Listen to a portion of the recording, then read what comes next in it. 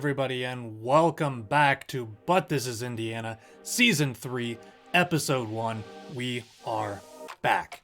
If you're anything like me, you've got teams that you want to keep up with, but you don't have the time to go through all the news, follow all the games. That's where I come in for you and the Indiana Pacers.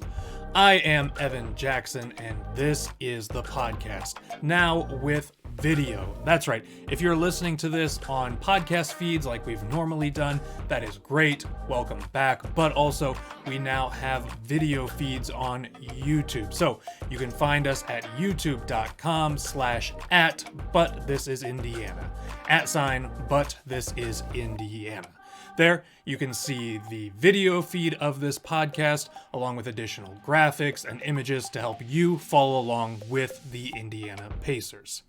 Since last time we met, a ton has happened with the Pacers. So what we're going to do today is a little state of the gold and Blue-nion, as I'm going to call it, to keep you up to date with what's going on with the Pacers and what all has happened since last time we chatted, which is a ton. So last time we talked, it was the end of 2021. Yeah, it's been a while, so welcome back. We've been through a whole year of Pacers basketball. A lot has changed, so let's go ahead and jump into it. The Pacers were not doing so well last time we were talking. They were struggling, and we were coming up to the trade deadline. Normally, our Pacers don't make a ton of moves at the trade deadline, but this year was going to be different. As we got to February 6th, the Pacers were 19-36, almost twice as many losses as wins, which is unusual for our Pacers. So they decided to do something else unusual and go ahead and blow the team up. We had 3 trades we ended up doing at the trade deadline. The first of those was with the Cleveland Cavaliers, so let's look at that one. In the trade with the Cavaliers, the Pacers ended up trading away Caris LeVert. He was a big piece of our offense, our starting shooting guard, small forward, depending on the lineup, and what the Pacers got back in return was Ricky Rubio and a couple of draft picks. Now, Ricky Rubio is a great point guard in the league, but it was really just kind of to match salary that we ended up getting Rubio. So what we really ended up getting were some draft picks. Rubio never played a game for the Pacers, never was probably actually in the country while he was a Pacer.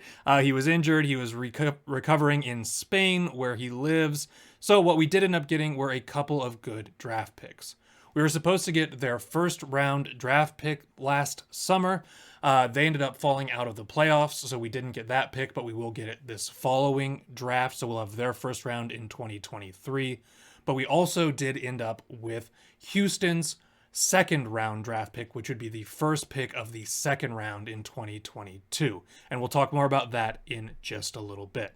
So Pacers ended up with a very good second round draft pick in the 2022 draft, and will end up getting their first round draft pick here in 2023. The next trade that the Pacers did was a big one. This is one that ended up sending away someone who we thought might be a cornerstone of our team for a long time, but might have brought in something even better. So in this trade, the Pacers ended up trading away Domantas Sabonis. He was our all-star. He was the best player on the team, arguably, and we also sent away some three-point shooters in Jeremy Lamb and Justin Holiday. But here's what the Pacers got back. The Pacers got back Tyrese Halliburton. I hadn't seen Tyrese Halliburton play too much because who sees a ton of Kings games, really, unless you're a Kings fan? But he turned out to be amazing. A great young player. I think he was 21 years old at the time of the trade, and he has been amazing for the Pacers since coming over. He's been averaging a double-double so far in this season, and he did great at the end of last season as well, even though the Pacers' record might not necessarily reflect that. Also in that trade, we got Buddy Hield, a great three-point shooter from the Kings, and we also ended up getting Tristan Thompson. Thompson didn't end up staying around too long for the Pacers, but he played 4 games. We ended up waiving him, and he signed with the Bulls and played there for the rest of the season. And we weren't done yet. Before the end of the trade deadline, the Pacers did get in one more trade that seemed smaller, but has actually turned out to be pretty good. This trade was with the Phoenix Suns. The Pacers ended up trading Torrey Craig, who had previously played for the Suns, back to Phoenix, and in turn we got another young prospect, Jalen Smith, and some draft picks, and a draft pick as well. Smith ended up being a good part of our offense and defense for the rest of the 21-22 season, and ended up re-signing with the Pacers in the offseason for a 2-year deal. He's kind of split time as a starter and off the bench, but if he is starting or getting significant minutes, he is someone who can give you a double-double in any given night, 12 points, 12 rebounds, something like that, and you gotta love someone who plays in rec specs, right? So, with our Pacers, the end of the year, let's see how it finished up. The answer is poorly. The Pacers ended with the third worst record in the Eastern Conference, with just 25 wins and 57 losses. That made them the fifth worst team in the whole league. So with that though, there is a silver lining to anything like that. The Pacers were poised to get a good draft pick. As you can see here, the Pacers had the 5th best odds in the draft lottery. The way the draft lottery works is all the teams that didn't make the playoffs are put into a pool, and based on where they fell in the rankings, they have so many chances to get either the 1st, the 2nd, the 3rd, or the 4th draft pick. If everyone went chalk, if everything stayed as it was in the rankings, the Pacers would have gotten the 5th pick. But since we are the Pacers and luck doesn't usually work out like that for us, we ended up with the 6th pick. So with that 6th pick, it looked for a minute like Indiana's own, Purdue's, Jaden Ivey might become a Pacer, but the Kings, who had jumped us in the lottery, ended up with the pick there and got Jaden Ivey got Keegan Murray before us with the 4th pick, making Detroit at the 5th pick get Jaden Ivey. So we were without him, but we ended up with some great picks anyway. So let's go ahead and look at the Pacers draft night from last summer, 2022. Pacers ended up with 3 picks in the draft. With that 6th pick, the Pacers drafted Benedict Mathurin. He has turned out to be a great player out of Arizona. He's playing wonderfully for the Pacers, mostly coming off the bench, but is in the conversation for both Rookie of the Year and 6th Man of the Year so far in the league. Andrew Nebhart is the 2nd player we drafted. That was the pick we got, that was the Houston pick that we got from the Cavaliers in that trade. He has been great too, also starting some, also coming off the bench some. Both Mathurin and Nebhart have 30-point games already this season, which is crazy for Pacers rookies. Also, later in the 2nd round, we ended up getting Kendall Brown out of Baylor. He has not been as big of a contributor, but he has shown some signs where he could be someone down the line who is a great player for our Pacers. So, especially with Mathurin and Nembhard, great draft picks from the Pacers. Always great to get a wonderful player like Nembhard in the 2nd round. Pacers ended up signing him to a 4-year deal worth about $8 million, I think. I think it's the biggest 2nd round draft pick contract for a rookie that anyone's ever signed before, so congratulations to him. And with how well he's played, a 30-point game, like I mentioned, also hit a game winner over LeBron James against the Lakers earlier this year, so he has been a great contributor already. So now that we have the draft, we're into the summer, Pacers look like they're starting to rebuild. And that's kind of what it looks like, and it's starting to wonder, well, what do we do with some of the older players on our roster? What do we do with a Miles Turner or a TJ McConnell or Buddy Hield who we got, or Malcolm Brogdon? Well, the answer, at least for that last one, was to trade him. So Malcolm Brogdon is no longer an Indiana Pacer.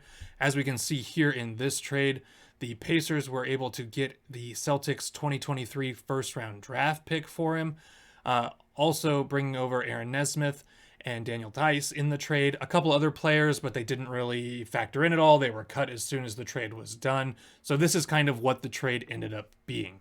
Nesmith has been a good contributor for the Pacers, starting in spots so far this season. And we will have that 23 Celtics first round draft pick, which will be really cool for the Pacers to end up with 3 draft picks in this draft. Depending on how the Pacers do, how the Cavs and Celtics finish up, they all could be not the most exciting picks, but with 3 of them, you can push into future drafts. You can package some of them and move up into a better position in this draft. So it is great to have these kind of assets and see what they might turn into. Now, at the end of the year and coming into the 22-23 season, a lot of people were thinking that the Pacers wouldn't be very good.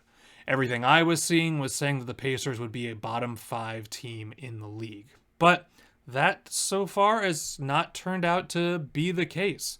Right now, the Pacers sit at 6th in the Eastern Conference. So right now, after a win against Charlotte last night, they are no longer even in the play-in game situation, which is amazing. If the playoffs started today, we would be playing the Milwaukee Bucks in the first round, and Pacers have looked good. Tyrese Halliburton's averaging a double-double right now, around 20 points and 10 or 11 assists. Like I mentioned, Benedict Mathurin is a beast off the bench, in the conversation for both Sixth Man of the Year and Rookie of the Year. And also Buddy Hield, who ended up sticking around. We haven't traded him. He's leading the league in 3-pointers made. Miles Turner is, of course, getting blocks, but hitting a lot of good-looking 3-pointers as well. And a lot of great young players developing on this team, as well as TJ McConnell still leading that second unit. And I'm sure that is a great help to all of those young players. So with all of that, it is amazing to see how the Pacers are doing. 6th in the East is great, especially considering a lot of people thinking they would be 3rd, 4th, 5th worst team in the league. So a market improvement from what everyone expected them to be. We will see as the season continues to go on if they can hold on to this position, if they can continue to grow and play together and become a very good team. Or maybe something happens and we end up trading a lot of players come February when the trade deadline happens. Or maybe the other way happens. Maybe we keep going and we trade for someone and end up with another piece for this team to try to build it quicker. So that's where the Pacers are now. Thank you for listening to the State of the Gold and Blue-nion with me today for the Indiana Pacers. And remember, in 49 states, it's just basketball, but this is Indiana. Thank you all so much for listening. I'm Evan Jackson, and I will see you next time.